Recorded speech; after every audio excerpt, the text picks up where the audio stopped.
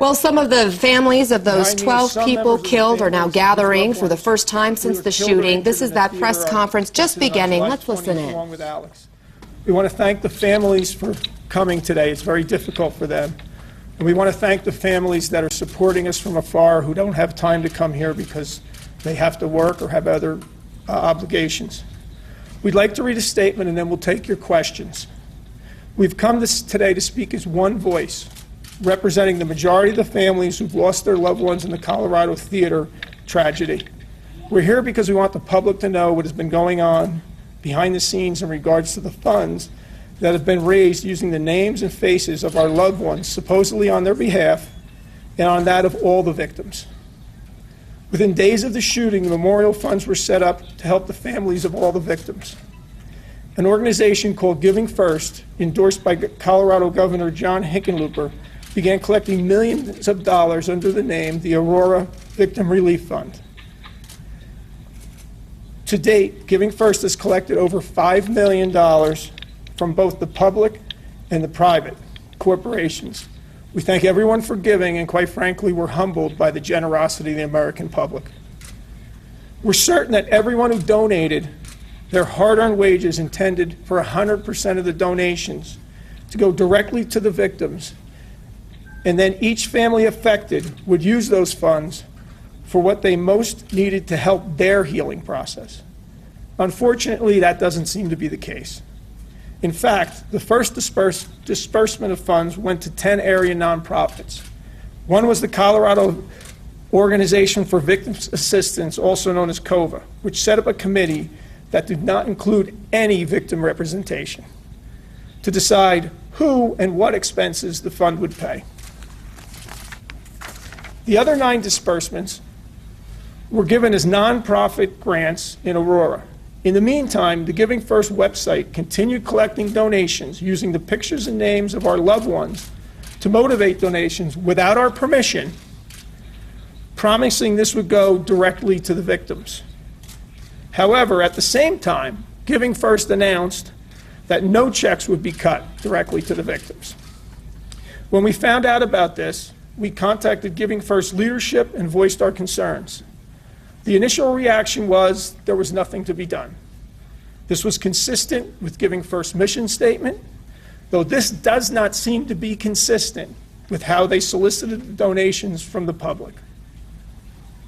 We, of course, took exception with that process and pointed out that collecting funds that were to go directly to the victims using our murdered loved ones' pictures and names was not right.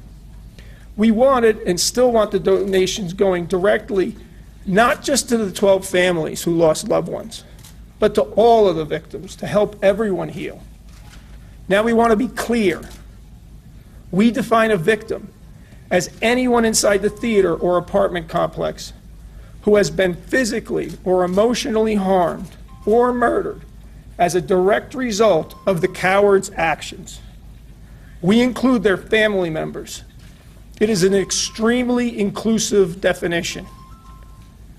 We agreed with Giving First leadership to give them until Friday, August 17th, for them to get back to us with a solution on how the victims would have a robust voice in how these monies were to be distributed.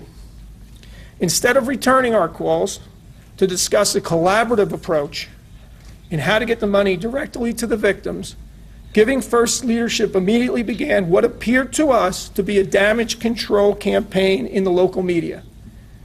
In addition, trying to spin their position on the news, $350,000 was quickly dispersed to COVA, which then cut checks of $5,000 each to each of the 70 victims. After numerous calls, Giving First finally sent us an email asking if we could talk. However, they had no concrete plan for what we had already requested: give the victims a voice.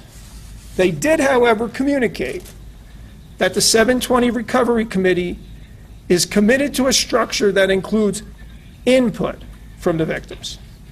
We eventually had a call the following week, and we were told at this point there were no plans to include a robust voice for the victims in the decision-making process. We responded that this was unacceptable to which they agreed to make our position clear to an unidentified board, but we would have to wait as the board only meets once per week. At one point in this conversation with Giving First, their leadership suggested that if we wanted to raise money for the victims, we should start our own funds, okay? When you generate donations for a fund called the Aurora Victim Relief Fund, using pictures and names of our murdered loved ones, without our permission, it would stand to reason that the fund is for the victims of the Aurora shooting. We were also surprised why governance over these funds by the victims would even be an issue, given the fact that the donations were raised to help us, the victims.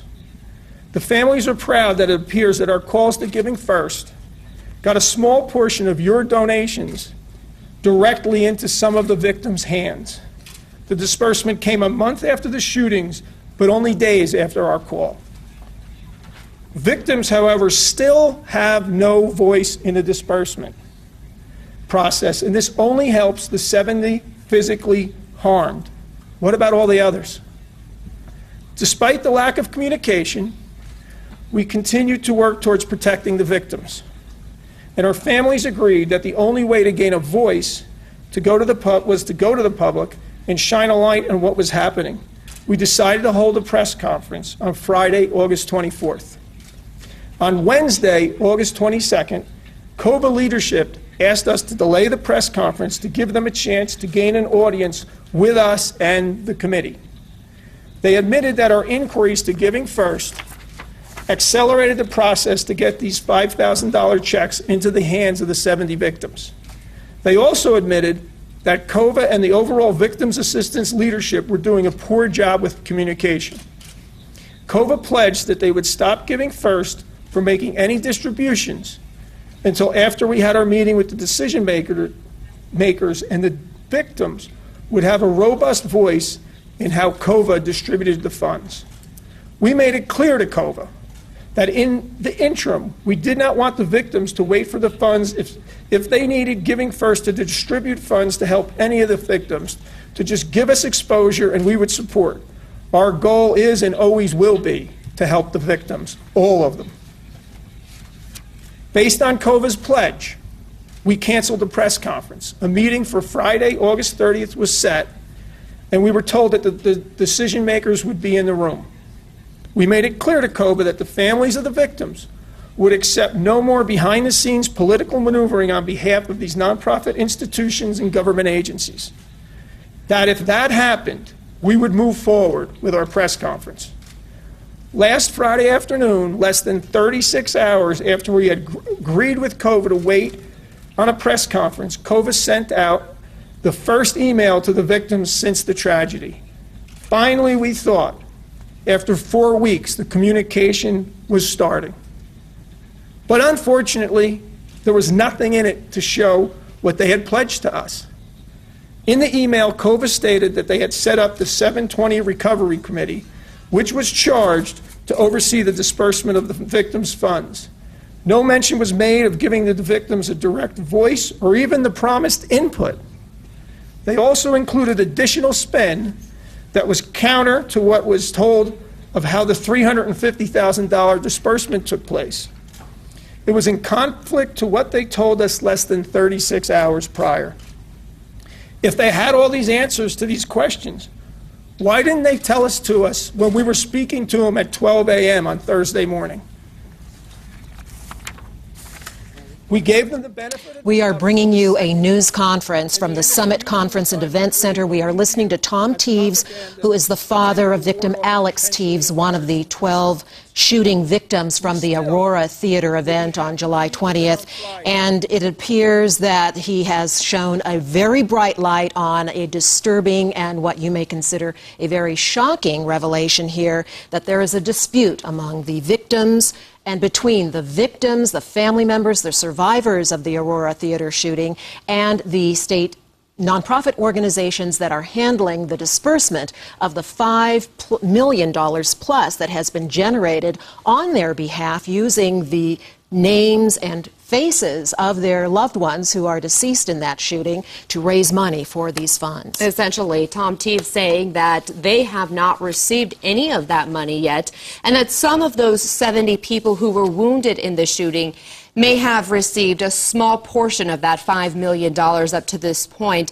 And so there is some frustration on their part about whether that money is being collected in goodwill to actually go to the victims of the theater shooting, as initially said it was going to, where it was going to go, and as most people thought it was intended. And the organization that is collecting this money that the governor has set up, the Giving First, has come out and has said that these victims and their families, their survivors, are going to have long-term needs, not just initial needs as a result of their injuries and needing to pay bills and so on. And so that is what the organizations say is the reason for holding back on these funds, to try to mete out these funds as needed by these families over the long haul. And that's what they have told Tyler Lopez, who is our representative at that news conference. He's spoken with them, and he's going to get us more information